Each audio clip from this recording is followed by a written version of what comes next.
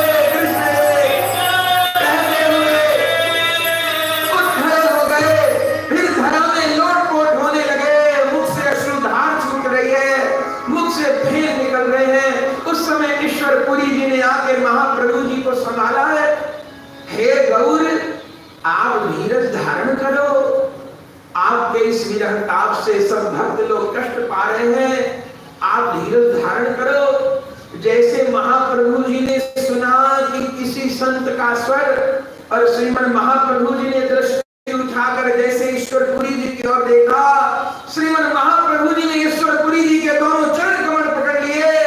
हे गुरुदेव, हे गुरुदेव, इस अधम पर दया कीजिए, इस अधम पर दया कीजिए। हे गुरुदेव, मेरे कर्म बंधन को क्षय कर दीजिए, मुझे गोविंद से मिला दीजिए। बार बार ईश्वरपुरी जी महाप्रभु जी को सांत्वना दे रहे हैं। हे गौरहरि, तुमको कैसा कर्म बंधन? अरे जिस कृपा की प्राप्ति के लिए बड़े बड़े साधक कितना प्रयत्न करते हैं, वो कृष्ण प्रेम तो तुमको पहले से प्राप्त है। ये ईश्वरपुरी तुम पर क्या कृपा कर सकता है? महाप्रभु जी कहते हैं, नहीं नहीं गुरुदेव, मेरी वंचना मत कीजिए, मैं कर्म जाल में फंसा बहुत अधम प्राणी हूँ। हे गुरुदेव, आप मुझे दीक्षा प्रदान कीजिए। दीक्षा के बिना तो मनुष्य का जीवन पशु के समान है। हे गुरुदेव, मुझे कृष्ण दीक्षा दे करके मेरा कर्म बंधन क्षय कर दीजिए, भव बंधन क्षय कर दीजिए, मुझे श्री कृष्ण से मिला दीजिए। ये कहते महाप्रभु जी ईश्वरपुरी जी के चरणों में लोटपोट होने लगे। बार बार ईश्वरपुरी जी महाप्रभु जी को संभालते हैं, पर महाप्रभु जी को भयंकर विरह हो रहा है, रुदन कर रहे हैं, लोटपोट हो रहे हैं। अंत में ईश्वरपुरी जी महाप्रभु जी को हृदय से लगा लेते हैं और कहते हैं, हे गौरांग, मैं जानता हूं तुम कौन हो। साक्षात श्री कृष्ण ही तुम्हारे रूप में नवद्वीप बिहारी बनकर अवतरित हुए हैं। ऐसा प्रेम, ऐसा विरह किसी मनुष्य देह में संभव नहीं है। और यदि तुम इस लीला में इस ईश्वरपुरी को गुरु बनाना चाहते हो, तुम्हारा गुरु कौन हो सकता है? तुम तो जगत गुरु हो, कृष्णम वंदे जगत गुरु, तुम्हारा गुरु कौन हो सकता है? पर ईश्वरपुरी से तुम मंत्र ग्रहण करना चाहते हो, यदि तुमको इसी से सुख मिलता है गौरांग, तो मैं तुमको जरूर दीक्षा प्रदान करूंगा। यदि तुम ये कह देते कि ईश्वरपुरी के प्राण देने से तुम्हें सुख मिलेगा, तो तुम्हारे सुख के लिए ईश्वरपुरी प्राण देने को भी तैयार हैं। दीक्षा देना तो छोटी बात है। और उस समय महाप्रभु जी को सांत्वना देने के लिए श्रीमन महाप्रभु जी को ईश्वरपुरी अपनी कुटिया में लेकर गए। महाप्रभु जी के गले में कंठी बांधी है, महाप्रभु जी के मस्तक पर तिलक किया है, और उस समय शुभ समय में श्रीमन महाप्रभु जी को श्री गोपाल मंत्र की दीक्षा प्रदान की है। और जैसे ही महाप्रभु जी के कान में वो श्री कृष्ण मंत्र प्रवेश करता है, उन्हें महाप्रभु जी आवेशित होकर कृष्ण है, कृष्ण है, कृष्ण है, कृष्ण है, कृष्ण है कह करके रुदन करने लगते हैं, भूमि में लोटपोट होने लगते हैं। पहले तो महाप्रभु जी के भीतर कृष्ण आवेश प्रकट होता है, महाप्रभु जी के भीतर भगवत भाव प्रकट हो जाता है। मैंने ही कालिया का मर्दन किया था, मैंने ही अघासुर बगासुर का विनाश किया था, मैंने ही गिरिराज उठाए थे, मैंने ही कंस को मारा था, ऐसा भगवत आवेश। और दूसरे क्षण महाप्रभु जी के भीतर भक्त आवेश उदय हो जाता है, श्री राधा रानी का प्रेम उदय हो जाता है। और जैसे महाप्रभु जी के भीतर कृष्ण विरह उत्पन्न होता है, भक्त भाव उत्पन्न होता है, उसी समय महाप्रभु जी हा वृंदावन, हा श्याम सुंदर, हा मदन मोहन, हा गोविंद, हा राधारमण कहते हुए श्री वृंदावन के लिए भागने लगते। कृष्ण है, कृष्ण है, कृष्ण है कहते महाप्रभु रुदन करते। इतनी तीव्र गति से महाप्रभु जी प्रस्थान करते हैं, ईश्वरपुरी भी महाप्रभु को पकड़ नहीं पाते, छात्र लोग भी महाप्रभु को पकड़ नहीं पाते। महाप्रभु जी हा वृंदावन, हा श्याम सुंदर कहते हुए श्री वृंदावन की दिशा में प्रस्थान करते हैं, बहुत दूर निकल जाते हैं। कृष्ण है, कृष्ण है, कृष्ण है कहते हुए उसी समय लीला शक्ति योग माया श्री चैतन्य भागवत में वृंदावन दास ठाकुर जी वर्णन करते हैं। उसी समय योग माया लीला शक्ति आकाशवाणी करती है और महाप्रभु जी को कहती हैं महाप्रभु जी अभी आपके वृंदावन जाने का समय नहीं हुआ है। यदि अभी आप वृंदावन चले जाएंगे तो जगाई मधाई का उद्धार कौन करेगा? चांद काजी का उद्धार कौन करेगा? नदिया के भीतर कृष्ण प्रेम की नदी कौन बहाएगा? तो हे महाप्रभु जी अभी वृंदावन जाने का समय नहीं हुआ, अभी आपको पुनः नवद्वीप लौटना है और श्री नवद्वीप धाम में उस भुवन मंगल नाम संकीर्तन की नदी को, गंगा को प्रवाहित करना है। उस समय महाप्रभु जी अचेत होकर गिर जाते हैं, भक्त लोग आके महाप्रभु जी को संभालते हैं। महाप्रभु जी के रोम रोम से कृष्ण हे निकल रहा है।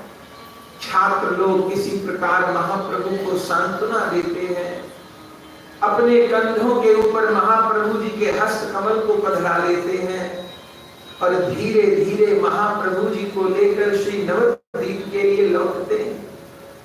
उस समय महाप्रभु जी को देह का अनुसंधान नहीं है, बस कृष्ण हे कह के महाप्रभु रुदन कर रहे हैं। मार्ग में किसी प्रकार महाप्रभु के देह की रक्षा करते हुए मार्ग में कनाई नाटशाला ग्राम पड़ता है।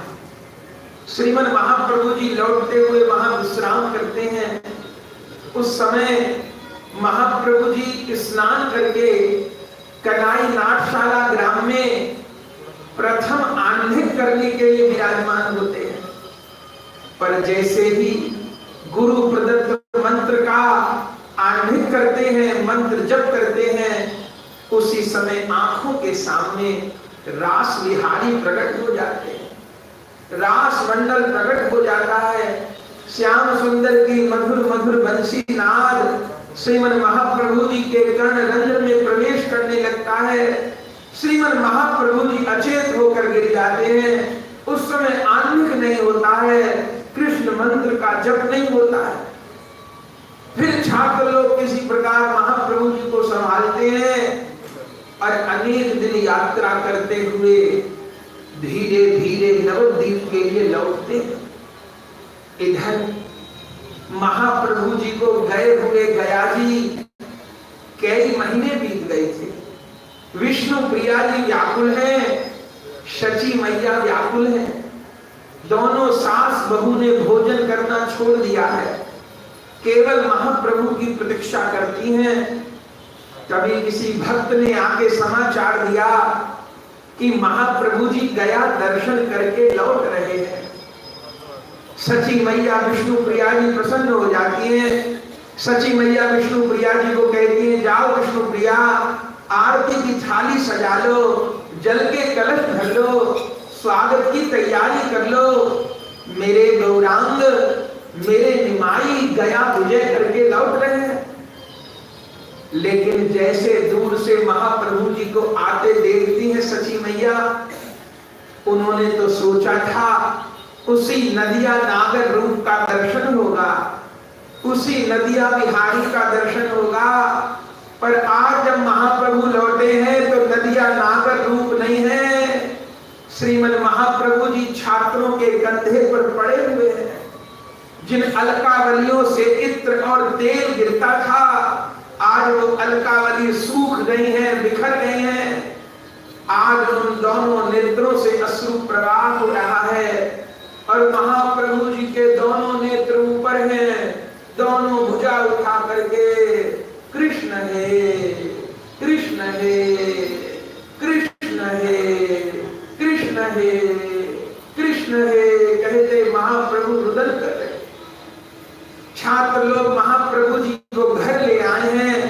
द्वार पर शची मां खड़ी हैं, विष्णु प्रिया जी दर्शन कर रही हैं। महाप्रभु को देख के व्याकुल हो गए। अरे ये मेरे निमाई को क्या हो गया? छात्रों ने कहा, मां मैया अब महाप्रभु जी पहले जैसे नहीं रह गए। अरे ये मेरे गौर को क्या हो गया? महाप्रभु जी को छात्रगण कहते हैं, प्रभु सामने माता जी खड़ी है। महाप्रभु जी अपनी माता जी को नहीं पहचान पाते। मेरी कोई माता नहीं, मेरे कोई कोई पिता नहीं, कृष्ण माता, कृष्ण पिता, कृष्ण धन धाम, कृष्ण भजो, कृष्ण कहो, लहो कृष्ण नाम। श्री कृष्ण ही मेरी माता है, श्री कृष्ण ही मेरे पिता है, श्री कृष्ण ही मेरे सर्वस्व है। उस समय शची मैया सुन सुनकर व्याकुल हो रही है। तब छात्रों ने कहा, प्रभु आपकी जन्मदात्री माता आपके सामने खड़ी। तब महाप्रभु जी को कुछ कुछ सुध आई कि मैं अपने घर लौटे आया हूँ। जैसे अपनी माता जी को देखा, बाह्य अवस्था प्राप्त हुई। श्रीमन महाप्रभु जी सची मैया को दंडवत प्रणाम कर रहे हैं, चरण पकड़ लिए सची माता के। सची मैया गोद में लेके महाप्रभु को स्नेह कर रही है। महाप्रभु जी चरणों में लौट रहे हैं। सची कहती है, निमाई तुमको क्या हो गया? महाप्रभु जी कहते हैं, हे माता, हे जन्मदात्री, मुझ पर कृपा करो। जब तक आप मुझ पर कृपा नहीं करोगी, श्री कृष्ण प्रेम की प्राप्ति नहीं होगी। हे करुणामयी मां, मुझ पर कृपा करो, तुम्हारे गर्भ से जन्म लेना सार्थक होए, श्री कृष्ण चंद्र के चरण कमलों की प्राप्ति होए। जिसने अपनी माता के गर्भ से जन्म लेके भजन करके अपना उद्धार नहीं किया, उसने केवल अपनी जन्मदात्री मां को प्रसव की पीड़ा दी है, उसने जीवन में और कुछ नहीं किया। महाप्रभु जी रुदन कर रहे हैं, बार बार शची मैया को उठा करके महाप्रभु को सांत्वना दे रहे। महाप्रभु जी को भीतर लेकर के गई, छात्रों से, आचार्यों से पूछ रही है। महाप्रभु अचेत होकर गिर पड़े। आचार्य जी से पूछती है, महाराज मैंने तो आपको अपने निमाई को सौंपा था, ये मेरे निमाई को क्या हो गया? ये यात्रा का श्रम है, क्या हो गया मेरे गौर को? आचार्य लोग कहते हैं, मैया यहां से तो महाप्रभु जी ठीक गए थे, गया जी तक भी ठीक थे, बस रास्ते में मंदार पर्वत के निकट महाप्रभु को ज्वर हुआ, वो ज्वर भी ठीक हो गया था। लेकिन जैसे गया जी में विष्णु पाद पद्म का दर्शन किया, बस वो चरणों का दर्शन करके जाने गौरांग को क्या हो गया। उसी समय एक महात्मा आए, उन महात्माओं के चरणों में पड़कर गौर विनय करने लगे और उन ईश्वरपुरी नाम के महात्मा ने महाप्रभु जी के कान में कुछ सुना दिया। बस उसको सुनने के बाद तो महाप्रभु जी का रुदन नहीं थम रहा, वे निरंतर कृष्ण है कहकर रुदन कर रहे हैं। ये कहकर छात्र लोग अपने अपने घर को चले गए। श्री विष्णु प्रिया जी, श्री शची मैया महाप्रभु जी को घेर कर विराजमान है। किसी प्रकार महाप्रभु जी को चेतना नहीं हो रही। विष्णु प्रिया जी माता जी से पूछती हैं, ये मेरे प्राण वल्लभ को क्या हो गया? माता जी कहती हैं, विष्णु प्रिया कुछ नहीं, ये इतनी बड़ी यात्रा करी है ना, तो यात्रा के श्रम के कारण ऐसा हो गया है। अरे 2-4 दिन जब हम सेवा करेंगे तो गौर स्वस्थ हो जाएंगे। पर महाप्रभु स्वस्थ नहीं होते। उस समय 2 सेवक लोग पकड़कर महाप्रभु जी को भीतर शची मैया की आज्ञा से विष्णु प्रिया जी के कक्ष में ले जाती है। महाप्रभु जी ने प्रसाद भी नहीं पाया। भीतर कक्ष में शैया पे महाप्रभु जी लेटे हैं। श्री विष्णु प्रिया जी ने भी प्रसाद ग्रहण नहीं किया। महाप्रभु जी की चरण सेवा विष्णु प्रिया जी कर रही हैं। महाप्रभु जी के एक एक रोम से कृष्ण है की ध्वनि निकल रही है। किसी प्रकार चरण सेवा विष्णु प्रिया जी कर रहे हैं। आधी रात के समय महाप्रभु जी की मूर्छा भंग हुई। तब विष्णु प्रिया जी को देख के महाप्रभु जी चौंक उठे। विष्णु प्रिया जी से पूछते हैं, देवी तुम कौन हो? विष्णु प्रिया जी को पहचान नहीं पा रहे। देवी तुम कौन हो? विष्णु प्रिया जी कहती हैं, हे नाथ, मैं सनातन मिश्र की कन्या आपके चरणों की दासी विष्णु प्रिया हूं। कुछ माह पहले इस दासी का आपने पानी ग्रहण किया है, मैं आपके चरणों की दासी हूं। अरे तो तुम विष्णु प्रिया हो, तुम कृष्ण प्रिया हो, तो तुमको पता होगा कि श्री कृष्ण कहां है। हे विष्णु प्रिया, हे कृष्ण प्रिया, तुम बता दो कि श्याम सुंदर कहां छिपे हैं। श्री कृष्ण के दर्शन बिना मैं रह नहीं पाऊंगा, मेरे प्राण निकल जाएंगे। सुन सुनकर विष्णु प्रिया रोने लगती हैं। महाप्रभु कहते हैं, विष्णु प्रिया तुम रो रही हो? अरे लगता है वो छलिया कृष्ण तुमको भी छल के चला गया है। तुम कृष्ण विरह में रो रही हो, तुमको कृष्ण विरह हो गया है ना, तुम कृष्ण विरह में रो रही हो, तुमको भी छलिया ने छल लिया है क्या? विष्णु प्रिया जी कहती है, हे महाप्रभु जी, मैं किसी कृष्ण को नहीं जानती, मैं किसी राम को नहीं जानती, मेरे राम ही आप हो, मेरे कृष्ण भी आप हो।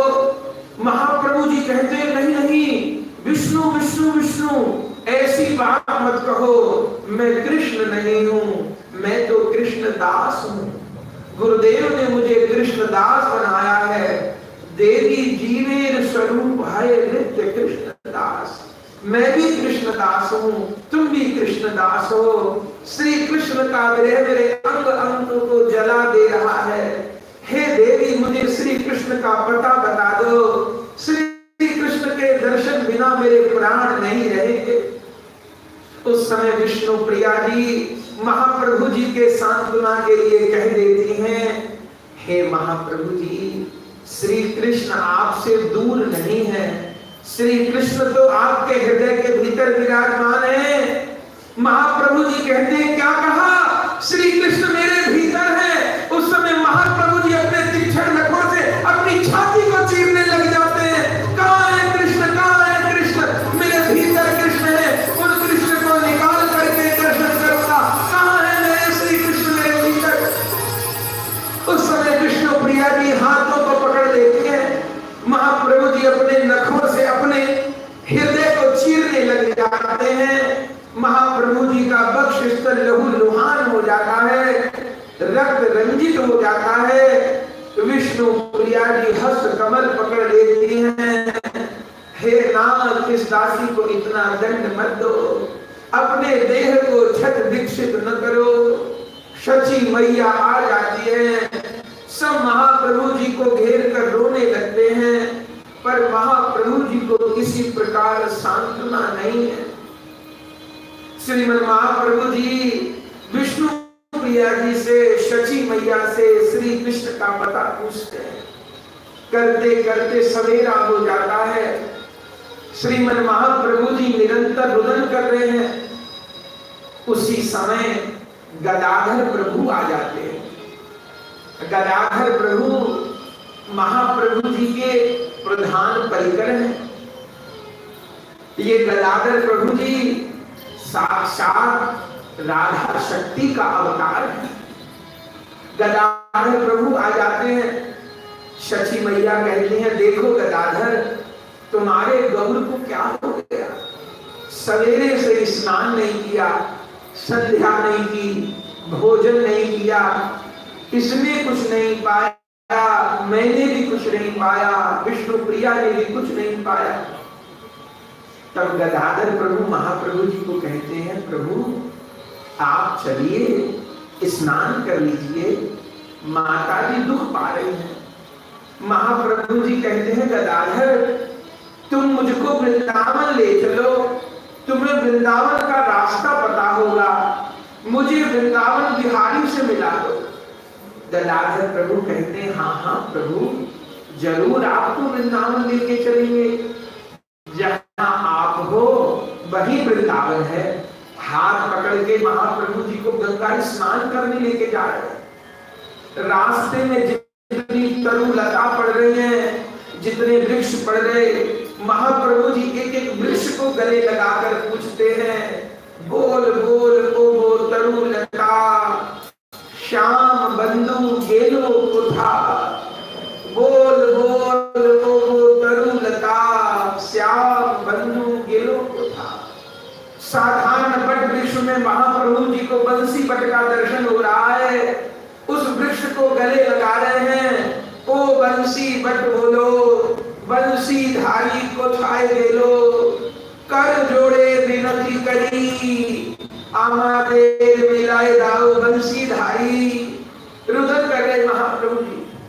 गदाधर प्रभु जी हाथ पकड़कर लेके जा रहे हैं। गंगा जी के तट पर पहुंचे हैं। श्रीमद महाप्रभु जी को गंगा स्नान करा रहे हैं। लेकिन महाप्रभु जी को आज गंगा जी में यमुना जी का दर्शन हो रहा है। यमुना जी मान के गंगा जी में स्नान कर रहे।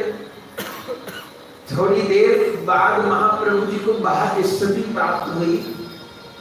महाप्रभु जी ने गदाधर प्रभु को कहा कि ये यमुना जी की धारा गौर रंग वाली कैसे हो रही है। गदाधर प्रभु जी कहते हैं, महाप्रभु कहते हैं यमुना की धारा तो श्याम वर्ण की है, अब गंगा जी की धारा गौर वर्ण की है। आज यमुना जी की धारा गौर वर्ण की कैसे लग रही है। गदाधर प्रभु कहते हैं, महाप्रभु जी ये आपकी परछाई पड़ने से आपको यमुना जी की श्याम धारा गौर अनुभव हो रही है। ऐसे महाप्रभु जी को इसी प्रकार सांत्वना देकर के स्नान करा के लौट आते। पुण्य शची मैया विष्णु प्रिया महाप्रभु जी को प्रार्थना करती हैं, प्रसाद कर ले। महाप्रभु कहते हैं, अभी तो मैंने सेवा नहीं की, अब बिना सेवा किए बिना भजन किए भोजन का अधिकार नहीं। तब विष्णु प्रिया जी महाप्रभु जी के सेवक ठाकुर जी को, उन शालिग्राम भगवान को ले आती हैं। आज महाप्रभु जी श्री दामोदर भगवान की, शालिग्राम भगवान की सेवा करने को विराजमान हुए हैं। लेकिन वृंदावन दास ठाकुर जी कहते हैं कि प्रेमावेशे प्रभु, प्रेमावेशे प्रभु संसार नहीं स्फुरे, अन्नीर की दाए विष्णु पूजिते न पारे। प्रेमावेशे प्रभु संसार नहीं स्फुरे, अन्नीर की दाए विष्णु पूजिते न पारे। महाप्रभु जी को प्रेमावेश में संसार की स्मृति भूल गई, और तो और महाप्रभु जी से कृष्ण सेवा नहीं हो रही। शालिग्राम भगवान को स्नान कराना चाहते हैं, पर शालिग्राम जी की शिला में आज साक्षात नंद नंदन का दर्शन हो रहा है। जैसे कृष्ण नाम लेते महाप्रभु को इतना रुदन होता है कि आंखों के अश्रु में और नासिका के श्लेष्म में महाप्रभु जी के सारे वस्त्र भीग जाते हैं। महाप्रभु विष्णु प्रिया जी को कहते हैं, देवी ये मेरे वस्त्र अब सेवा के योग्य नहीं रहे। महाप्रभु फिर स्नान करने जाते हैं, फिर शुद्ध वस्त्र पहनते हैं, फिर सेवा करते हैं, फिर आंखों के अश्रु में, नाक के श्लेष्म में फिर सारे अंग भीग जाते हैं। फिर महाप्रभु स्नान करते हैं, फिर शुद्ध वस्त्र पहनते हैं, फिर अश्रुओं में शरीर भीग जाता है। उसी समय गदाधर प्रभु आते हैं। महाप्रभु कहते हैं, गदाधर अब तो मेरे से कृष्ण सेवा नहीं हो रही, अब मैं कृष्ण सेवा करने योग्य नहीं हूं। एक गदाधर अब तुम मेरी कृष्ण सेवा किया करो। गदाधर प्रभु कहते हैं, ठीक है महाप्रभु जी, मेरा बड़ा सौभाग्य है कि आपकी ओर से मैं सेवा करूंगा, पर अब आप प्रसाद खा लीजिए, सेवा हम कर देंगे। पर महाप्रभु जी कहते हैं, नहीं नहीं, यदि भजन नहीं बना, यदि सेवा नहीं बनी, तो भोजन पर भी मेरा अधिकार नहीं है, अब मैं प्रसाद नहीं करूंगा। उस समय विष्णु प्रिया जी महाप्रभु जी के चरण पकड़ लेती हैं, हे नाथ इतना अनर्थ न करिए, आप प्रसाद नहीं पाएंगे तो बूढ़ी माता भी प्रसाद नहीं पाएगी। महाप्रभु कहते हैं मुझसे कृष्ण सेवा नहीं हो रही।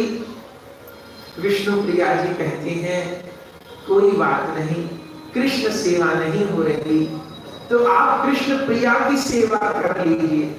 जो तुलसी महारानी की सेवा है, जो वृंदा महारानी की सेवा है, वो भी कृष्ण सेवा के समान है। तब महाप्रभु जी को विष्णु प्रिया जी कहती हैं आप तुलसी महारानी की सेवा कर लीजिए। तब पूजा की थाली लगा लेती हैं, हाथ में जल का पात्र ले लेती हैं। आज विष्णु प्रिया जी के कंधे पे महाप्रभु जी ने हस्तकमल रखा है। आज वृंदा महारानी की सेवा करने को जा रहे। पहले तो तुलसी महारानी को स्नान कराया है, फिर तुलसी महारानी का जल सिंचन किया है, पुष्प चढ़ाए हैं, आरती की है।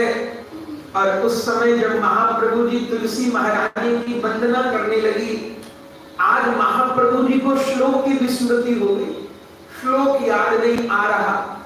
तब विष्णु प्रिया जी स्तुति करती हैं, महाप्रभु जी से कहती हैं वृंदायै तुलसी देव्यै प्रियायै केशवस्य च कृष्ण भक्ति प्रदे देवी सत्यवत्यै नमो नमः। महाप्रभु जी पीछे पीछे श्लोक को दोहराते हैं। वृंदायै तुलसी देव्यै प्रियायै केशवस्य च। अब बोलना था कृष्ण भक्ति प्रदे देवी, पर जैसे ही कृष्ण भक्ति कहा, कृष्ण भक्ति, कृष्ण कृष्ण कृष्ण, कौन है मेरे कृष्ण, कौन है मेरे कृष्ण, कौन है श्रीमद श्रीमद महाप्रभु जी धरा में लोट-पोट होने लगते हैं, तुलसी जी के बेवा पर गिर पड़ते हैं, कृष्ण है कृष्ण है कृष्ण है कैसे मूर्छित हो जाते। विष्णु प्रिया जी महाप्रभु जी को संभालती है। महाप्रभु जी आंगन में लौट रहे, प्रेमावेश प्रभु संसार नाई स्फुरे, अन्य दाए कृष्ण पूजिते न पाए। किसी प्रकार शची मैया विष्णु प्रिया जी को महाप्रभु को भीतर लेके आती है। महाप्रभु जी के रोते रोते नेत्र लाल हो गए हैं, शरीर पर वस्त्र का अनुसंधान नहीं है। महाप्रभु जी को विकट कृष्ण विरह हो रहा है। कृष्ण विरह कृष्ण विरह उन्मत्त निमाई, कृष्ण विरह उन्मत्त निमाई। कृष्ण कृष्ण हा कृष्ण पुकारत, कृष्ण कृष्ण हा कृष्ण कन्हाई, कृष्ण प्रेम उन्मत्त निमाई। व्याकुल शची व्याकुल विष्णु प्रिया, कृष्ण विरह संभरो नहीं जाए। मूर्छित विकल धरणी पे लोटत, महाप्रभु नहीं धीर धराई। कृष्ण विरह उन्मत्त निमाई। महाप्रभु जी कृष्ण विरह में उन्मत्त हो रहे, समझ नहीं आता। इतने में तो कुछ नवद्वीप के द्वेषी लोग, क्योंकि पूरे नवद्वीप धाम में खबर फैल गई, शुक्लांबर ब्रह्मचारी के घर पर सब भक्त लोग एकत्र हुए। श्रीवास जी, अद्वैत प्रभु जी, गदाधर जी, मुकुंद जी, गोविंद जी, और जब सब में खबर फैल गई कि श्री गौरांग महाप्रभु के भीतर कृष्ण विरह का संचार हो गया है, सब बहुत राजी हुए। श्रीवास पंडित जी तो इतने राजी हुए, कहने लगे गोत्रानुवर्धताम गोत्रानुवर्धताम गोत्रानुवर्धताम, हम वैष्णवों की गोत्र बड़े, कुल बड़े। अब यदि निमाई कृष्ण भक्त हो गए हैं तब तो ये पूरा नदिया प्रांत, ये पूरी बंगाल भूमि, ये पूरा उत्कल देश अब कृष्ण ही कृष्ण पुकारेगा। जब महाप्रभु जी कृष्ण भक्त हो गए, बड़े प्रसन्न हो रहे हैं। लेकिन कुछ नवद्वीप में निंदक लोग भी हैं जो महाप्रभु जी से, हरि भक्तों से ईर्ष्या करते थे। वे लोग एकत्र होकर शची मैया के पास आए। आयुर्वेदाचार्य, रसायनाचार्य, तर्काचार्य, न्यायाचार्य, साहित्याचार्य, शची मैया ने सबको आसन देके बिठाया, हाथ जोड़ के पूछा, महाराज मेरे लिए क्या किया है? उन ईर्ष्यालु लोगों ने कहा, शची हमने सुना है कि निमाई उन्मादी हो गए हैं। बोले हाँ महाराज, जब से गया जी से लौटा है, जाने निमाई को क्या हो गया। इन द्वेषी लोगों ने कहा, शची हम जगन्नाथ मिश्र जी के साथ के लोग हैं, हमने सुना निमाई की दशा हो गई है, हमें बहुत दुख हुआ। इतना बड़ा विद्वान, दिग्विजय जैसे विद्वान को परास्त करने वाला इन श्रीवास मुकुंद गोविंद, अब ये ईर्ष्यालु लोग अपनी बुद्धि से बता, शची मैया को कहते हैं, हमारी समझ में तो निमाई को वायु रोग हो गया है, निमाई की वायु कुपित हो गई है। तो उपचार क्या है?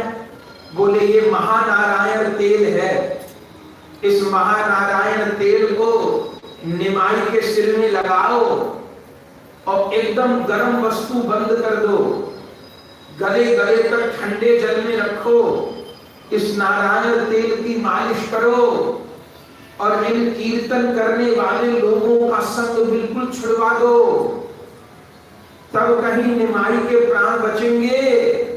नहीं तो तुम देखो, तुम्हारे पति का देहांत हो चुका है, तुम्हारा बड़ा पुत्र भी घर छोड़कर सन्यासी हो गया है, और तुमने यदि अपने छोटे पुत्र निमाई को नहीं संभाला तो ये भी एक दिन गंगा में कूद के प्राण त्याग देगा, जैसी इसकी दशा है। सुनकर के शची व्याकुल हो गए। ये लोग तो चले गए, शची मैया आंगन में बैठ के रुदन करने लगे। इनके रोने की आवाज सुनकर के उस समय श्रीवास पंडित जी आके उपस्थित हुए, शची मैया को सांत्वना देने लग गए। ए शची मैया, आप क्यों विलाप कर रही हो? शची मैया श्रीवास जी को कहती, महाराज देखो मेरे निमाई को क्या हो गया है, ये दिन रात रोता है, बिलखता है, प्रसाद पाता नहीं, केवल कृष्ण है कह के रुदन करता है। उस समय श्रीवास पंडित जी महाप्रभु जी के पास आते हैं। ये श्रीवास पंडित जी कौन है? गौर गणेश दीपिका में लिखा है, साक्षात देव ऋषि नारद जी ही गौर लीला में श्रीवास पंडित हुए और महाप्रभु जी की लीलाओं का आस्वादन प्राप्त किया है।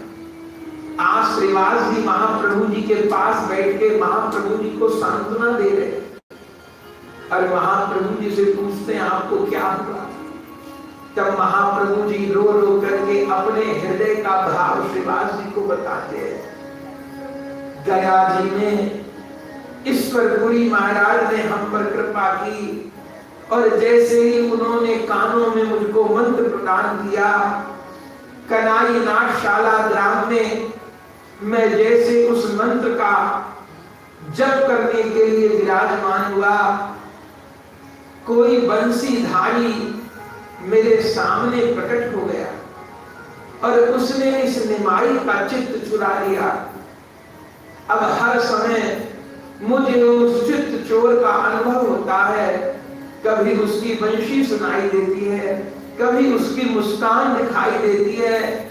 और जैसे ही मैं कृष्ण नाम लेता हूँ मुझे सर्वत्र कृष्ण ही कृष्ण अनुभव होने लग जाते हैं। और उस समय देह का अनुसंधान नहीं रहता, फूट फूट कर रोने को मन करता है। हे शिवाजी, आप तो परम भागवत हो, आप परम वैष्णव हो, आपके हृदय में कृष्ण भक्ति विराजमान है, मुझको श्री कृष्ण से मिला दीजिए। महाप्रभु जी श्रीवास जी के हृदय से लगते रोने लगते। तब श्रीवास जी महाप्रभु जी को सांत्वना देते हैं और शची मैया को कहते हैं, मां आप इनके रोग का उपचार पूछना चाहती हो ना? अरे ये मूर्ख विद्वान लोग कह गए वायु कुपित हो गई है। अरे वो क्या जाने कि निमाई की कौन दशा है। अरे ये निमाई का जो रोना है, जो चीखना है, जो चिल्लाना है, जो उन्मादग्रस्त होना है, शास्त्रों में इसको प्रेम के अष्ट सात्विक विकार कहे गए हैं। अरे इस प्रेम विकार के लिए तो ब्रह्मा शंकर शंकादिक ललायित रहते हैं। मां बड़े भाग से इन प्रेम चिन्हों का दर्शन होता है। शची मां कहती है, मेरा गौ स्वस्थ कैसे होगा? तब श्रीवास जी कहते हैं, स्वस्थ करने का एक तरीका है। बोले क्या? बोले अपने निमाई को हमारे आंगन में भेजो, अब प्रत्येक रात्रि को गौरांग हमारे आंगन में कीर्तन करें। इनके रोग का उपचार कृष्ण नाम ही है और कोई उपचार नहीं है। ये कृष्ण नाम ही इनके विरहताप को शमन करने वाला है। शची मैया को समझाया, शची मैया ने आज्ञा दी और उस समय महाप्रभु जी श्रीवास जी के आंगन में कीर्तन करने के लिए पधारे। आहा, वो कौन सी तिथि थी जिस तिथि पे महाप्रभु ने कीर्तन प्रारंभ किया? वो तिथि थी माघ शुक्ल एकादशी। माघ शुक्ल एकादशी को महाप्रभु जी ने कीर्तन प्रारंभ किया है श्रीवास जी के आंगन में। आज भी नवद्वीप धाम में श्रीवास जी के आंगन में आप दर्शन कीजिए तो आज भी वहां महाप्रभु जी के चरण चिन्ह विराजमान है। महाप्रभु जी ने श्रीवास जी के आंगन में प्रतिदिन कीर्तन किया है और दिन के समय नहीं, संध्या के समय महाप्रभु जी परिकर के साथ पधारते हैं और पूरी रात महाप्रभु जी का कीर्तन होता है। और आज भी भक्तों की भावना है कि महाप्रभु जी श्रीवास आंगन में आके प्रतिदिन कीर्तन करते हैं। आप श्रीवास आंगन में दर्शन कीजिए और मंदिरों में तो दिन में झाड़ू पोता लगता है, पर श्रीवास जी के आंगन में संध्या के समय पोता लगता है और आंगन में चारों ओर रस्सी बांध दी जाती है। फिर पोता लगने के बाद संध्या के बाद आंगन में कोई नहीं जाता। भावना क्या है? बोले आज भी रात्रि के समय निताई गौरांग पधारते, श्रीवास जी के आंगन में कीर्तन करते हैं। आज भी कितने कितने भक्तों को श्रीवास जी के आंगन में महाप्रभु के मुख से कीर्तन की ध्वनि सुनाई देती है। जैसे हमारे वृंदावन धाम में सेवा कुंज निधिवन में प्रति रात्रि राधा माधव रास विहार करने को पधारते हैं, ऐसे श्रीवास जी के आंगन में महाप्रभु जी कीर्तन विहार करने को पधारते हैं। श्रीवास जी के आंगन में महाप्रभु जी पधारे हैं और दिव्य रूप में महाप्रभु जी का कीर्तन प्रारंभ हुआ है। सब भक्त लोग महाप्रभु जी को घेरे भरे हैं। श्रीवास जी बड़ी बड़ी तैयारी महाप्रभु जी के आगमन के लिए करते हैं। भक्त लोग खोल कर ताल लेके विराजमान हैं और श्रीमद् महाप्रभु जी कीर्तन कर रहे हैं। हरि हरे नाम कृष्ण रामाय नमः, हरि हरे नाम कृष्ण रामाय नमः, हरि हरे नाम कृष्ण रामाय नमः, हरि हरे नाम कृष्ण रामाय नमः, यादवाय माधवाय केशवाय नमः, यादवाय माधवाय केशवाय नमः, यादवाय माधवाय केशवाय नमः, यादवाय माधवाय केशवाय नमः, हरि हरे नमः कृष्ण यादवाय नमः, हरि हरे नमः कृष्ण यादवाय नमः, हरि हरे नमः कृष्ण यादवाय नमः, हरि हरे नमः कृष्ण यादवाय नमः, गोपाल गोविंद राम श्री मधुसूदन, गोपाल गोविंद राम श्री मधुसूदन, गोपाल गोविंद राम श्री मधुसूदन, गोपाल गोविंद राम श्री मधुसूदन, गोविंद गोपीनाथ मदन मोहन, गोविंद गोपीनाथ मदन मोहन, गोविंद गोपीनाथ मदन मोहन, गोविंद गोपीनाथ मदन मोहन, श्याम सुंदर दामोदर राधा रमण, श्याम सुंदर दामोदर राधा रमण, श्याम सुंदर दामोदर राधा रमण, श्याम सुंदर दामोदर राधा रमण, हरि हरे नमः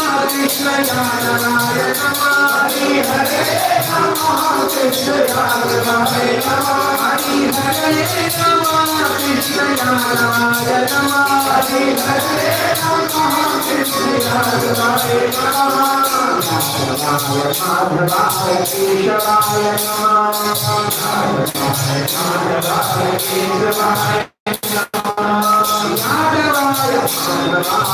यादवाय माधवाय केशवाय माधवाय केशवाय नमः, गोपाल गोविंद राम श्री मधुसूदन, गोपाल गोविंद राम श्री मधुसूदन, गोपाल गोविंद राम श्री मधुसूदन, गोपाल गोविंद राम श्री मधुसूदन, गोविंद गोपीनाथ मदन मोहन, गोविंद गोपीनाथ मदन मोहन, गोविंद गोपीनाथ मदन मोहन, गोविंद गोपीनाथ मदन मोहन, श्याम सुंदर दामोदर राधा रमण, श्याम सुंदर दामोदर राधा रमण, श्याम सुंदर दामोदर राधा रमण, श्याम सुंदर दामोदर राधा रमण, गोपाल गोविंद राम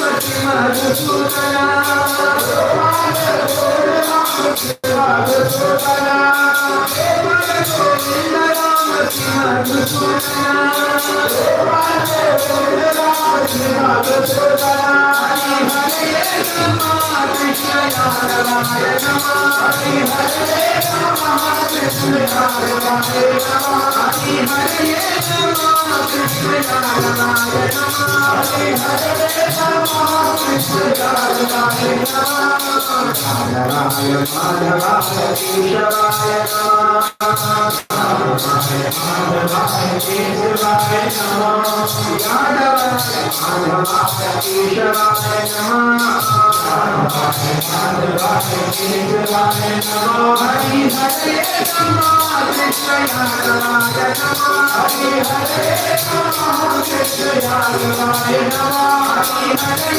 नमः कृष्ण यादवाय नमः, हरि हरे नमः कृष्ण यादवाय नमः, हरे नमः कृष्ण यादवाय नमः, हरि हरे नमः कृष्ण यादवाय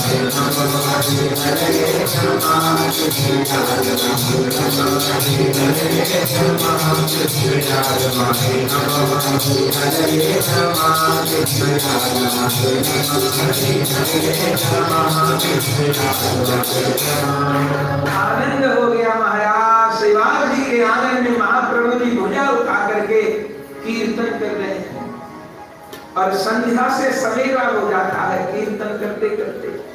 न कोई थकता है, न किसी के भीतर कोई थकान का अनुभव होता है। महाप्रभु जी के कीर्तन में सब सहयोग कर रहे हैं, लेकिन महाप्रभु जी को अभी पूर्ण आनंद नहीं कीर्तन में। क्यों?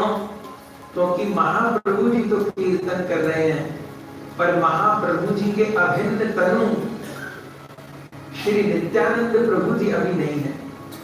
तो श्रीमन महाप्रभु जी हृदय से स्मरण करते हैं नित्यानंद प्रभु जी को, और फिर नित्यानंद प्रभु जी का आगमन होता है। कल हम सुन रहे थे कि नित्यानंद प्रभु कौन है। कविराज गोस्वामी जी कहते हैं सर्व अवतारी कृष्ण स्वयं भगवान, ताहार दिव्य देह श्री बलराम। एक ही स्वरूप दुई भिन्न मात्र काय, आद्य काय व्यूह कृष्ण लीलार सहाय। से ही कृष्ण नवद्वीपे श्री चैतन्य चंद्र, असेई बलराम संगे श्री नित्यानंद। श्री बलराम जी श्री कृष्ण के आद्य काय व्यू हैं। अर्थ क्या है? जब एक देह किसी अन्य कार्य के संपादन के लिए अपनी दूसरी देह प्रकट करती है, तो दूसरी देह प्रथम देह की काय व्यूह कहलाती है। तो श्री बलराम जी आद्य काय व्यूह माने श्री कृष्ण और श्री बलराम जी में कोई भेद नहीं। जो श्री कृष्ण है वही बलभद्र है, आद्य काय व्यूह है। पर श्री कृष्ण विषय तत्व है और श्री बलराम जी आश्रय तत्व है, सेवा तत्व है। और वे बलराम जी ही श्री अनंत मंजरी जी से मिलित होकर के, एक होकर के 1530 संवत में एक चक्राधाम में मुकुंद देव हड़ाई पंडित के यहाँ पर पद्मावती मैया के गर्भ से माघ शुक्ल त्रयोदशी को जन्म ग्रहण करते हैं। और उस समय नित्यानंद प्रभु जी का बाल लीला में नाम होता है चिदानंद। बाल लीलाओं के द्वारा अपने माता पिता को खूब सुख प्रदान करते हैं।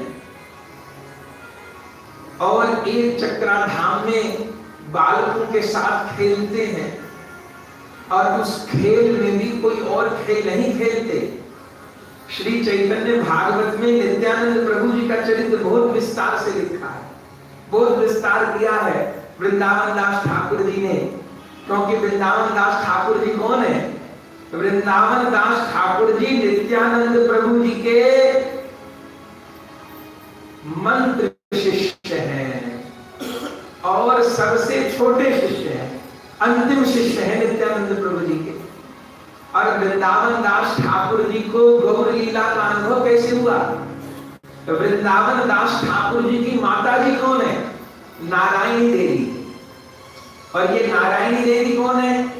ये श्रीवास पंडित जी की भतीजी है। जिस समय महाप्रभु जी की लीला श्रीवास जी के आंगन में हुई, उस समय नारायणी देवी 4-5 वर्ष की थी। इन नारायणी देवी ने महाप्रभु जी की सब लीला का अनुभव किया, दर्शन किया, महाप्रभु जी के अधरामृत को ग्रहण किया, अवशिष्ट प्रसाद को ग्रहण किया। और उन नारायणी देवी के पुत्र वृंदावन दास ठाकुर हैं, जिन्होंने श्री चैतन्य भागवत जी का लेखन किया।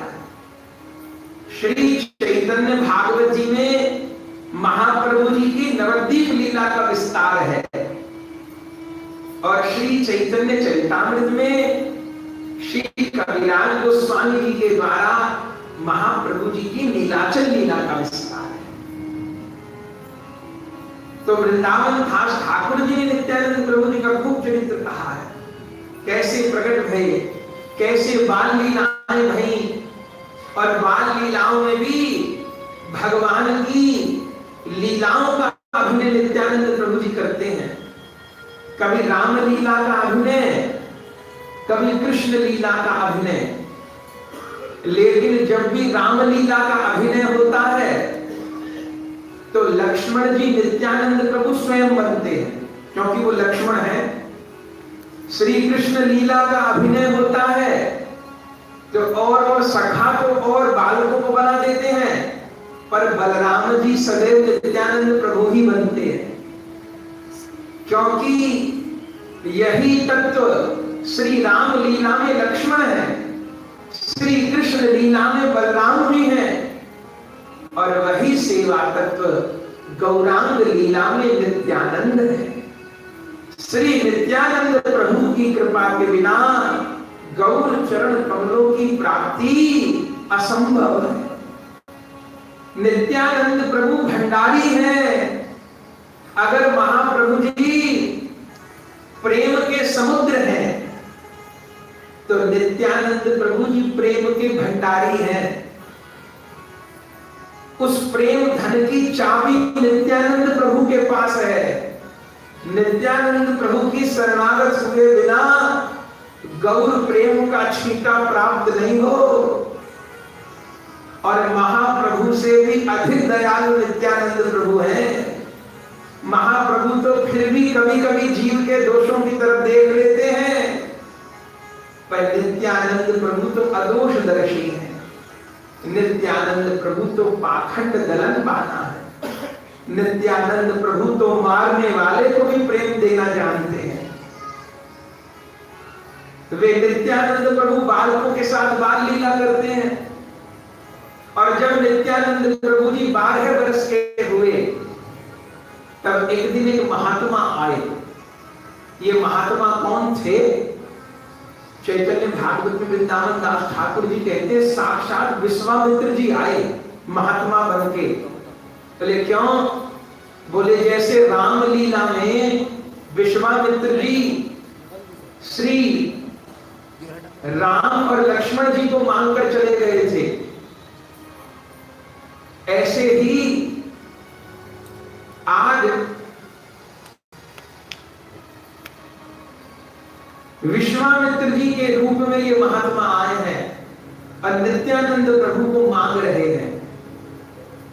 ये महात्मा आए थे चक्राधाम में, तब नित्यानंद प्रभु जी के माता पिता ने उनको भोजन कराया, अतिथि सेवा की, साधु सेवा की। और जब वो महात्मा चलने लगे तब उनसे हाथ जोड़कर पूछा हम आपकी क्या सेवा करें? तब उन महात्मा ने कहा कि जो मैं मांगूंगा तुम मुझे वो दे दोगे। बोले महाराज यदि हमारे पास होगा तो हम जरूर दे देंगे। तब उस महात्मा की दृष्टि तो नित्यानंद प्रभु पे थी। हाड़ाई पंडित जी को कहा मुझे और कोई दक्षिणा नहीं चाहिए, तो क्या चाहिए? बोले मैं तीर्थ यात्रा करना चाहता हूं, अब मुझे तीर्थ यात्रा करवाने के लिए तुम्हारा पुत्र चाहिए। वचन ले लिया। सुनकर के नित्यानंद प्रभु के माता पिता विह्वल हो गए, लेकिन वचन दे दिया था। तो जैसे दशरथ जी ने रोते रोते श्री राम लक्ष्मण जी को विश्वामित्र जी को प्रदान किया था, ऐसे अंततः हाड़ाई देव मुकुंद देव पंडित ने श्री नित्यानंद प्रभु जी को उन महात्मा को दे दिया। और उन महात्मा के साथ नित्यानंद प्रभु जी सदा के लिए अपने माता पिता को छोड़ के चले गए। और फिर उस महात्मा के साथ भी कुछ दिन रहे नित्यानंद प्रभु जी। फिर वो महात्मा पता नहीं कहां छूट गए और नित्यानंद प्रभु जी तीर्थ भ्रमण करने लगे। उस तीर्थ भ्रमण में नित्यानंद प्रभु जी ने पूरी भारत की परिक्रमा की है। श्री चैतन्य भागवत में वर्णन है कि नित्यानंद प्रभु जी ने 20 वर्ष भ्रमण किया है भारत का, पूरे भारत में। द्वादश ज्योतिर्लिंग, चारों धाम। जिस समय मल्लिका अर्जुन का दर्शन करने गए नित्यानंद प्रभु जी, तो ग्रंथ में लिखा है जिस समय श्री शैलम गए, मल्लिका अर्जुन का दर्शन करने गए, उस समय साक्षात गौरी शंकर भगवान ने ब्राह्मणी के रूप में आके नित्यानंद प्रभु की पूजा की और नित्यानंद प्रभु जी को रसोई बना के पवाई। क्योंकि नित्यानंद प्रभु जी मूल संकर्षण है और भोले बाबा के इष्ट देव कौन है? भोले बाबा के इष्ट देव संकर्षण भगवान है और वे संकर्षण ही नित्यानंद प्रभु के रूप में आए हैं। तब मल्लिका अर्जुन पे साक्षात शंकर भगवान ने नित्यानंद प्रभु की सेवा पूजा की। फिर नित्यानंद प्रभु जी पंढरपुर आए और पंढरपुर में उस समय लक्ष्मीपतिपुरी गोस्वामी जी विराजमान थे। ये लक्ष्मीपतिपुरी जी कौन है? ये श्रीमन माधवेंद्रपुरी पाद के गुरु जी श्री लक्ष्मीपतिपुरी गोस्वामी जी। जिस समय पंढरपुर में नित्यानंद प्रभु जी आए, तब साक्षात बलराम जी ने लक्ष्मीपतिपुरी गोस्वामी जी को आदेश दिया कि मेरे अभिन्न तनु नित्यानंद प्रभु आ रहे हैं। और लक्ष्मीपतिपुरी जी को कहा आप उनको दीक्षा दीजिए, दीक्षा देकर उनको मंत्र शिष्य कीजिए ताकि उनके द्वारा गौ भक्ति का प्रचार हो। तब लक्ष्मीपतिपुरी गोस्वामी जी ने नित्यानंद प्रभु जी को मंत्र दीक्षा प्रदान की और जब नित्यानंद प्रभु जी गुरु दीक्षा ग्रहण करके चल पड़े वहां से, तब ग्रंथ में लिखा है नित्यानंद प्रभु जी के गृह में तत्क्षण लक्ष्मीपतिपुरी गोस्वामी ने शरीर छोड़ दिया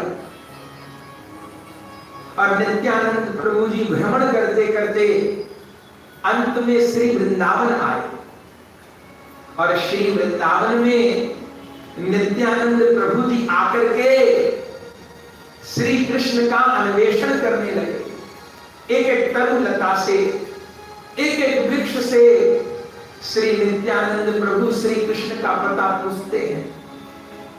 और वृंदावन में श्रृंगार वट है राधा दामोदर जी के मंदिर के निकट। वो श्रृंगार वट क्या है? वो श्रृंगार वट नित्यानंद प्रभु जी की गद्दी है। और श्रृंगार वट पे कौन लीला हुई थी?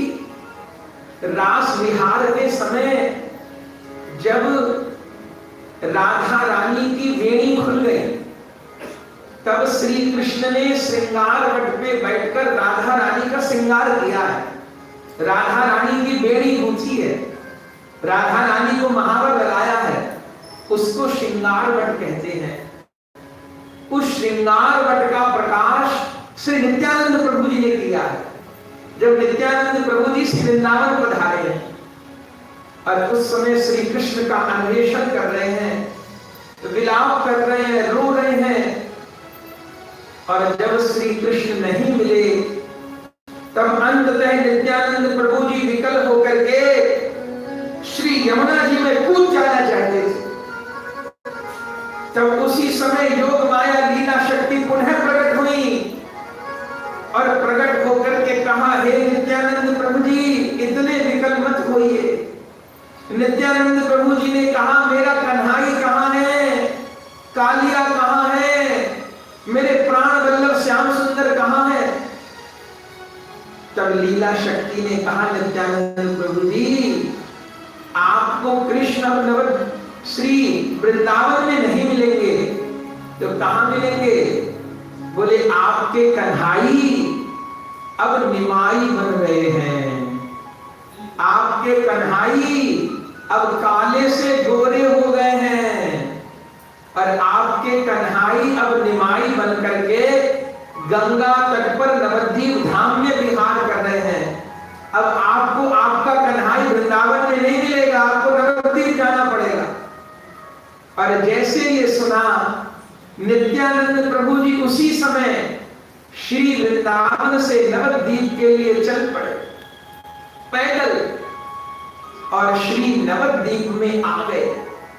और उस समय श्री नवद्वीप धाम में घूम घूम कर नदिया वासियों से श्री कृष्ण का पता पूछते हैं। और क्या कहते हैं, बता दो नदिया वासियों कहाँ मेरा श्याम आया है। नदिया वासियों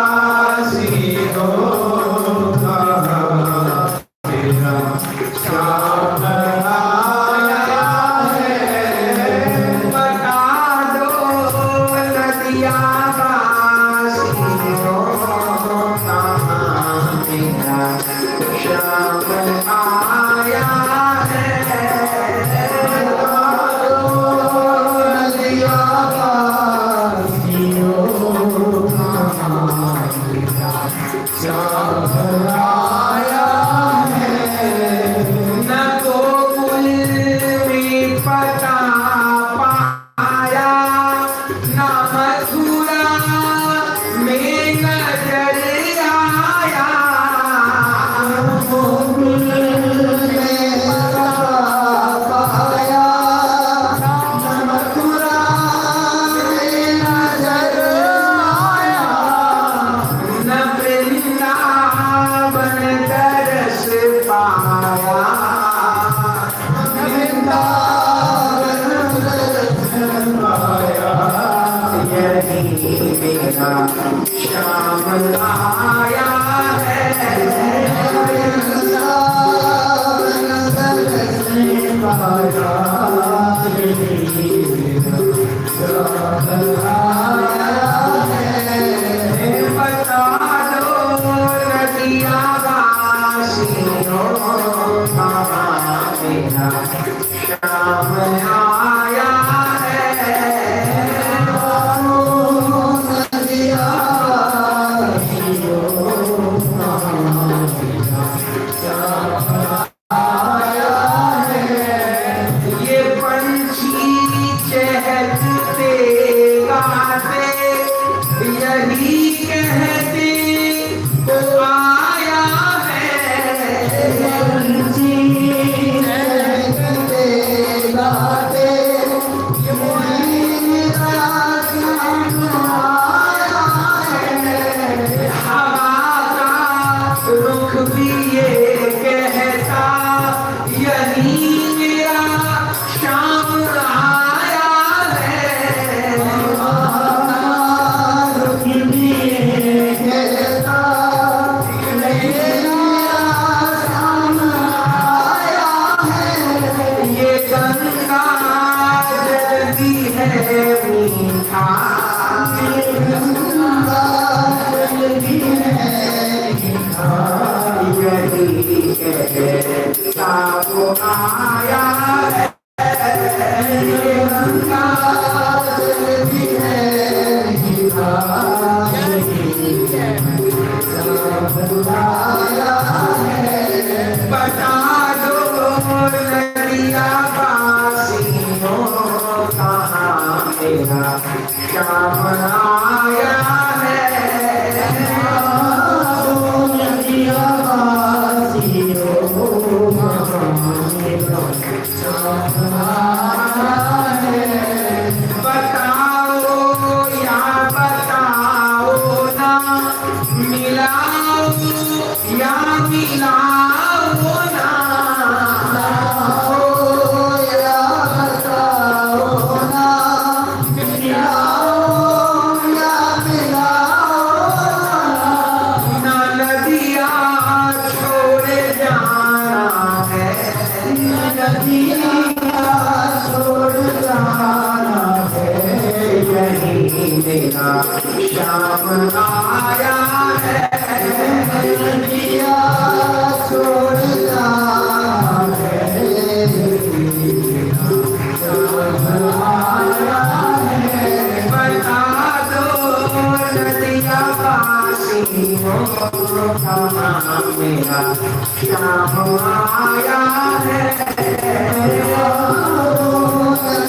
वासियों कहाँ मेरा श्याम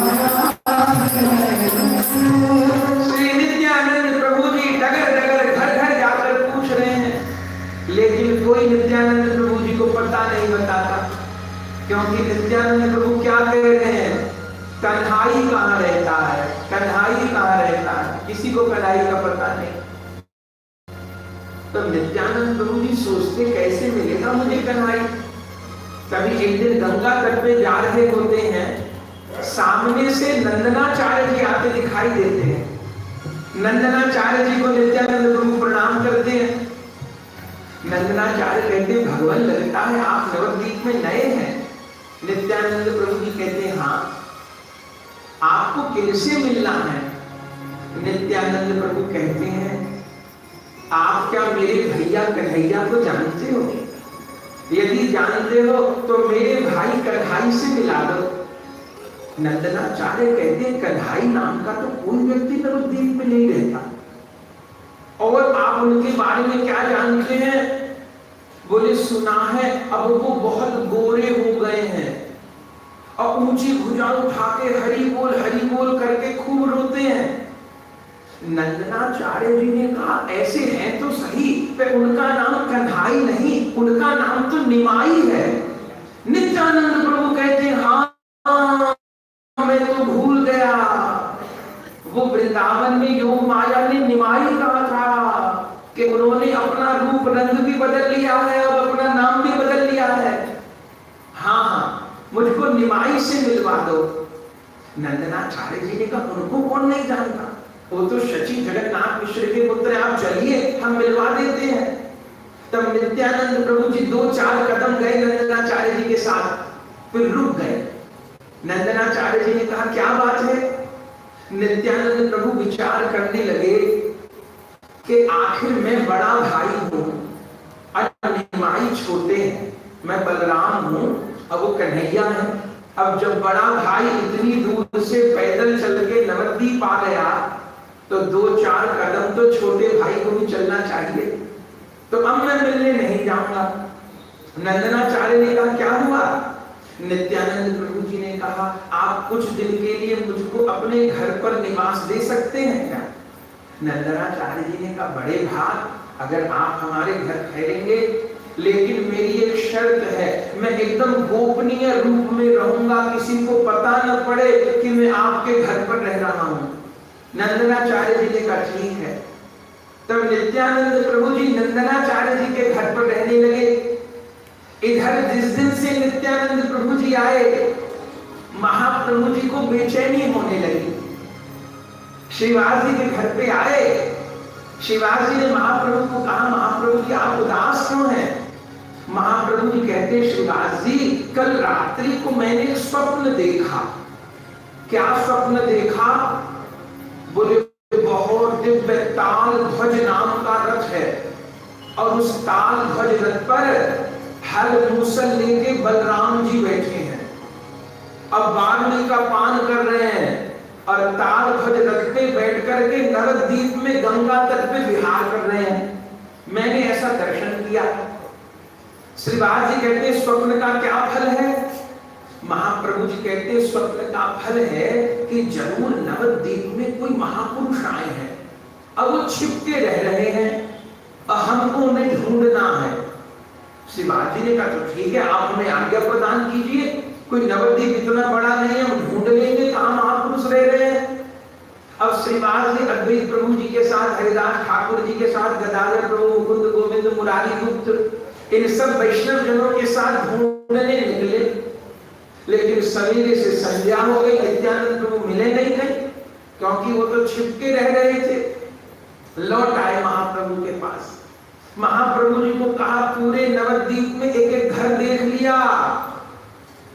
और कहीं पर पता नहीं मिल रहा महाप्रभु, कोई महापुरुष नहीं आए। महाप्रभु जी कहते नहीं नहीं कोई महाप्रेमी आया है, अरे हमें नहीं मिल रहे। महाप्रभु ने कहा ठीक है हम ढूंढने चलेंगे। तब महाप्रभु जी स्वयं अद्वैत प्रभु जी, गदाधर प्रभु जी, श्रीवास जी के साथ में नित्यानंद प्रभु जी को ढूंढने निकले और ढूंढते ढूंढते नंदनाचार्य जी के घर के बाहर आ गए। और श्रीवास जी को महाप्रभु जी ने कहा मुझे तो लगता इसी घर में मेरा चित्त चोर बैठा हुआ है। श्रीवास जी कहते प्रभु ये तो नंदनाचार्य की बाड़ी है और हम तो अनेक बार पूछ लिया, नंदनाचार्य जी कह रहे मेरे घर में कोई नहीं है। महाप्रभु कहते मुझे तो लगता है मणि इसी के घर में छिपी है। बोले पता कैसे चलेगी? महाप्रभु ने श्रीवास जी को कहा अच्छा तो ऐसा करो, आप श्रीमद् भागवत जी के वेणु गीत का एक श्लोक गाओ। तब महाप्रभु जी आज्ञा किए और श्रीवास पंडित जी ने वेणु गीत का श्लोक गाया। कौन सा श्लोक गाया? जिसमें ठाकुर जी के गौचारण से लौटने की खांति का वर्णन है। श्रीवास जी ने गाया, बरहा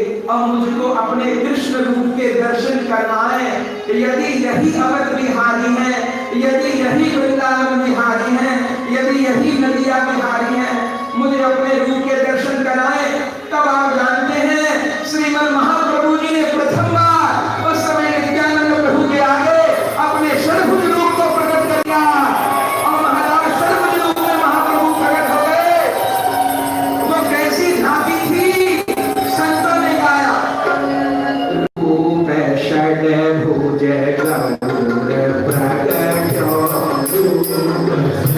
महाप्रभु जी षड्भुज रूप प्रकट कर गए।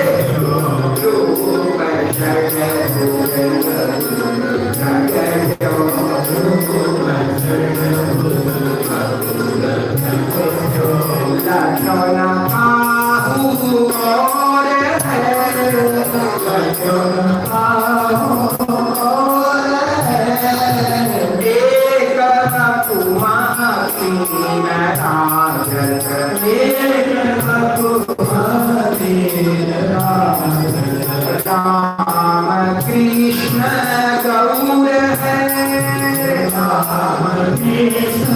गौर है, ऊपर की दो भुजा माही,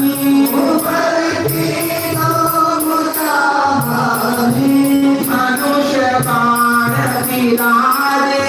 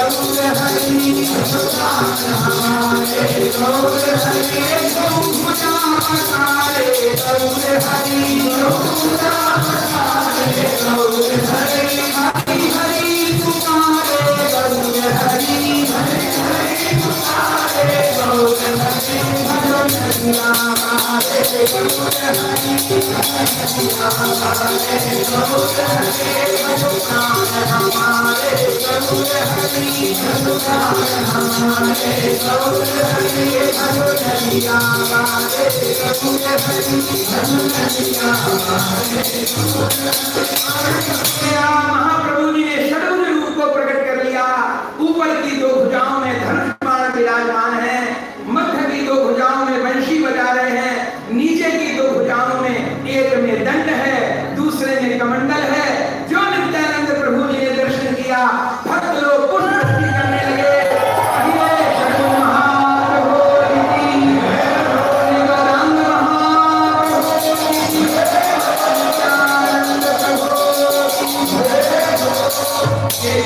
हो गई। बहुत देर तक उस षड्भुज रूप का नित्यानंद प्रभु जी दर्शन करते रहे।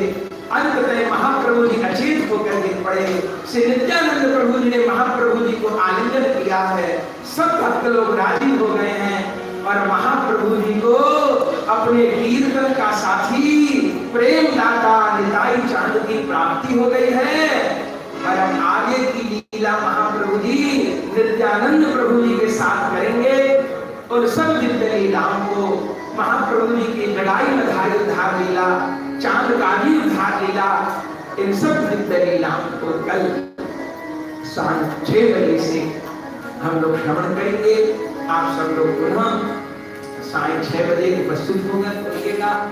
और जैसा कि ज्ञात है, जो बाहर से वैष्णव जन पधारे हैं, कल श्री जगन्नाथपुरी दर्शन का भी क्रम रहेगा, जिसमें कल सुबह 4 बजे हम लोग निकलेंगे बस के द्वारा।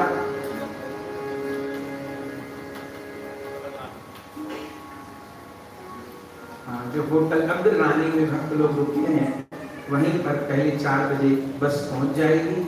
सवेरे स्नान करके सब लोग बस में 4 बजे, इसलिए ताकि कथा के समय तक हम सब लोग दर्शन करके लौट भी आए। वहाँ पर अनेक दर्शन हम सब लोग को करने हैं, तो सवेरे 4 बजे निकलने का समय रहेगा। पहले अब्दुल-रानी से, फिर और भी 2-3 जगह जहाँ वैष्णव ठहरे हैं, वहाँ से सबको लेकर के पुरी के लिए प्रस्थान करेंगे। और पूज्य संत भगवान के यहाँ बाल भोग की सेवा रहेगी। गौर विहार में अलालनाथ दर्शन करते हुए पहले अलालनाथ जाएंगे, वहाँ सबकी महिमा अभी गौर कथा में आएगी। बाकी आप सब गौर कथा के जानकार हैं, तो वहाँ पर बैठकर वहाँ की महिमा भी संक्षेप में हम लोग श्रवण कर पाएंगे।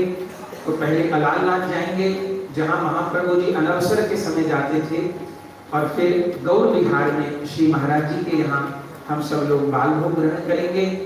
और फिर वहाँ से टोटा गोपीनाथ जाएंगे। टोटा गोपीनाथ में वाहन को छोड़ देंगे और फिर वहाँ से पैदल पुरी के भीतर कीर्तन करते हुए सब स्थान पर दर्शन करेंगे, जिसमें हरिदास ठाकुर मठ, सिद्ध बकुल, श्री जगन्नाथ मंदिर, श्री ध्यान पीठा मठ, इन सब स्थानों का दर्शन करते हुए फिर दोपहर में टोटा गोपीनाथ जी पधारेंगे। दोपहर का प्रसाद श्री टोटा गोपीनाथ जी में महाप्रसाद ग्रहण करके और फिर वहां से वापस भुवनेश्वर के लिए प्रस्थान करेंगे। और अपने समय पर ठीक 6 बजे यहाँ कथा भी प्रारंभ होगी। तो जो बाहर से वैष्णव पधारे हैं, सवेरे 4 बजे तैयार रहें श्री तुरी दर्शन के लिए। कल दर्शन रहेगा, फिर परसों दर्शन नहीं रहेगा, क्योंकि परसों यहाँ चुनाव है, तो फिर विश्राम रहेगा, कथा का आनंद रहेगा। और फिर उसके अगले दिन 24 तारीख को फिर दर्शन के लिए हम लोग चलेंगे। उसकी सूचना परसों प्रदान करी जाएगी। तो कल सवेरे सब 4 बजे तैयार रहेंगे पूरी दर्शन के लिए। जो बाहर से वैष्णव पधारे हैं, अभी आरती दर्शन करके प्रसाद लेकर के हम प्रस्थान करेंगे और कल 6:30 बजे आगे गौर कथा को श्रवण करेंगे। प्रेम से कहिए जय जय जय जय श्री राम, जय जय श्री राम। निताय गौरांग, निताय गौरांग, निताय गौरांग,